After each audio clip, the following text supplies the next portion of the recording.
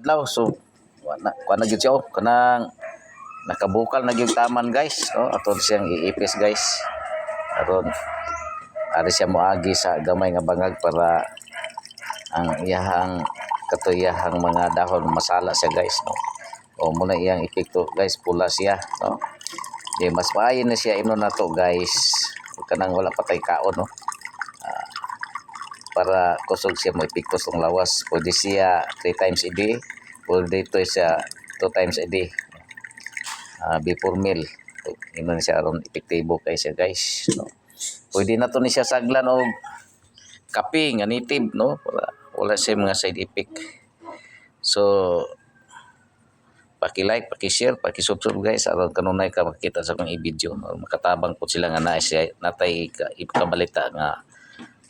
makatabang ato sa uban hilis dili lang siya kay makahilis lang siya sa bato sa kidney nato guys